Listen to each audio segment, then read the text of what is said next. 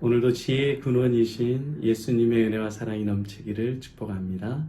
하나님의 말씀 누가복음 24장 5절 6절 말씀입니다. 같이 읽겠습니다.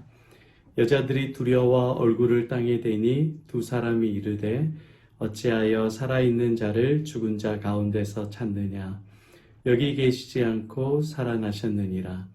갈릴리에 계실 때에 너희에게 어떻게 말씀하셨는지를 기억하라. 아멘. 오늘 본문을 중심으로 관점이 바뀌어야 산다. 관점이 바뀌어야 산다. 라는 제목으로 같이 예수님께서 말씀해 주시는 은혜를 나누고자 합니다. 제가 최근에 상담을 한 자매가 있었는데요. 그 자매는 똑똑하고 또 젊고 예쁘고 사랑을 많이 받는 자매인데 어느 날 갑자기 모든 게 하기 싫어진 거예요. 힘이 없어지고 왜 인생을 사는지 모르겠다 그러면서 답답해 있습니다. 우울증이 온 거죠. 우울증 초기 단계인 우울감이라고 하는데 우울한 마음이 찾아온 겁니다. 그래서 항상 말하는 것이 어둡고 부정적이고 힘든 것만 이야기를 합니다. 여러분도 그럴 때가 있잖아요. 힘들고 어려운 일이 있으면 좋은 것 보지 못하고 힘든 것만 보게 되죠. 그래서 너무 힘들어 했습니다. 여러분, 기독교인들에게 우울증은 특별한 질병이 아닙니다. 누구에게나 찾아올 수 있는 마음의 병입니다. 심리학에서는 우울증을 마음의 감기라고 합니다. 자주 찾아오죠. 디프레션, 마음이 올라가지 못하고 축 처져 있는 상태에 있습니다. 늘 부정적인 것, 힘든 것, 안 된 것만 보게 되는 거죠. 그럴 때 제가 다른 것들을 이야기를 해줬어요. 당신이 하나님 앞에서 어떤 존재인지, 하나님은 어떤 계획을 가지고 계신지, 당신을 사랑하고 당신을 위해 기도하고 있는 그 사람을 보시라. 예수님께서 당신을 위해 어떻게 한 것을 보시라 라고 하더니 말씀을 드렸더니 이 생각과 사고가 바뀌어졌습니다. 그러면 할 수 있겠네요. 해보겠네요. 라고 하면서 다시 힘을 얻는 겁니다. 주 안에 사랑하는 여러분, 인생에 있어서 슬프고 어려운 일이 많아요. 그런데 저와 여러분, 기쁘고 행복한 것 더 많습니다. 더욱이 크리스찬에게는 여러분들이 어떤 환경에 있든지 간에 그 주님을 바라보는 저와 여러분 되시기를 바랍니다. 관점이 바뀌는 거예요. 내 지혜에 머물러 있으면 늘 우울해요. 디프레션이에요. 그런데 예수님의 지혜로 나아가면 상황과 환경을 보는 눈, 심지어 내 자신을 보는 눈이 바뀝니다. 오늘 성경에 나온 예수님께서 돌아가시고 나서 죽으시고 부활하시기 전에 그 여인들이 예수님을 찾아갑니다. 그 여인들은 예수님을 사랑했었던 여인들이었고 예수님을 따르던 여인들이었습니다. 그 사랑하고 존경하던 예수님이 죽고 나니 얼마나 마음이 슬프고 괴롭겠어요. 4절에 보니까 근심할 때라고 합니다. 왜냐하면 무덤 안에 예수님께서 계시지 않았기 때문에 근심하죠. 자기의 생각에는 예수님이 다시 살 것을 전혀 생각하지 못했어요. 인간의 생각, 인간의 관점으로는 끝났다. 누가 예수님 시체를 훔쳐갔다. 그렇게 생각을 했습니다.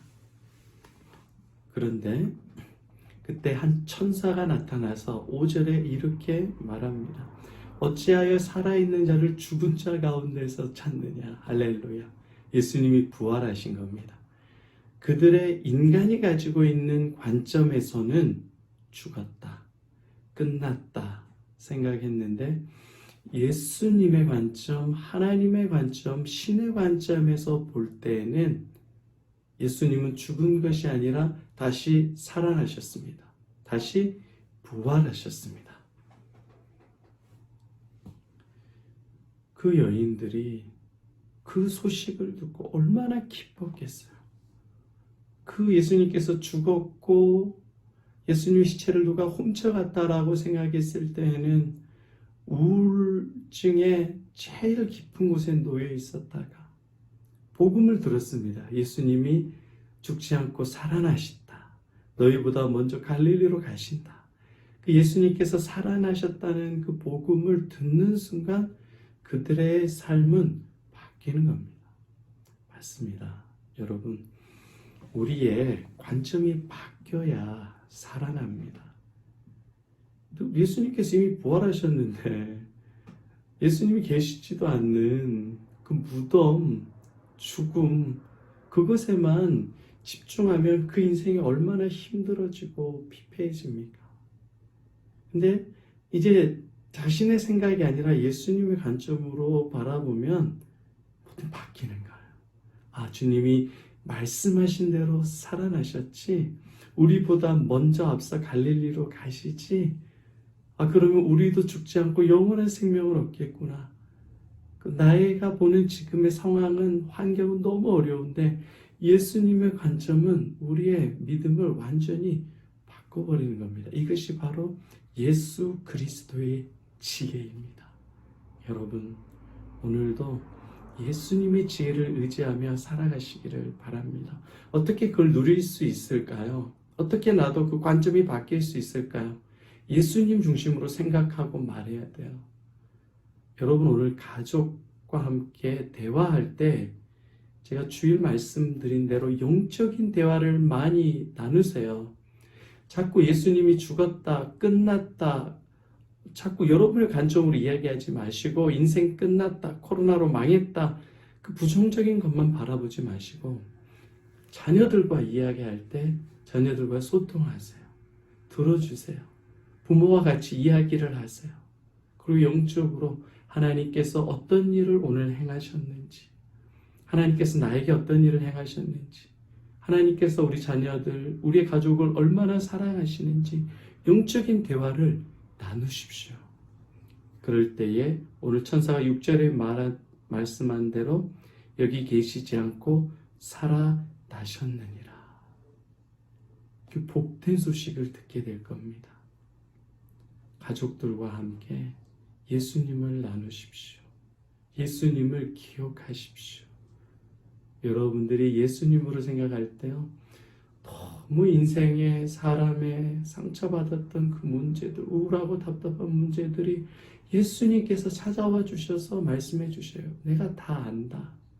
그러나 나는 죽지 않고 살아있다. 나는 너희를 사랑한다.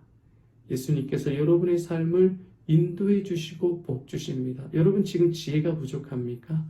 예수님께서 여러분에게 지혜를 반드시 오늘 하루도 주십니다. 믿음을 주십니다. 여러분의 자녀들에게도 예수님이 지혜를 주셔요.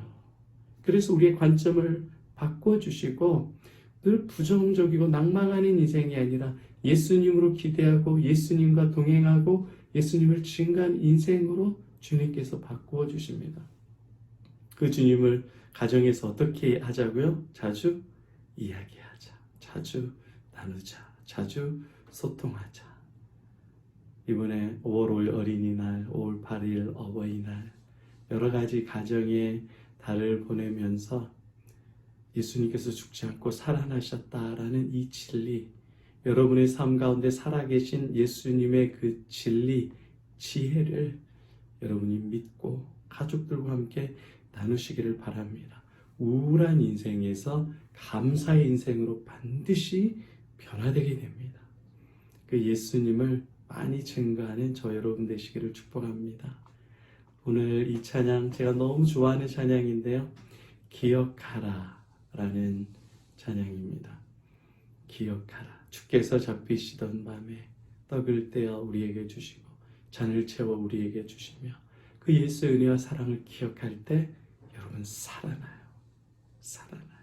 기쁨과 생명이 살아납니다. 이 놀라운 복음을 누리고 나누는 저와 여러분 되시기를 축복합니다. 아멘.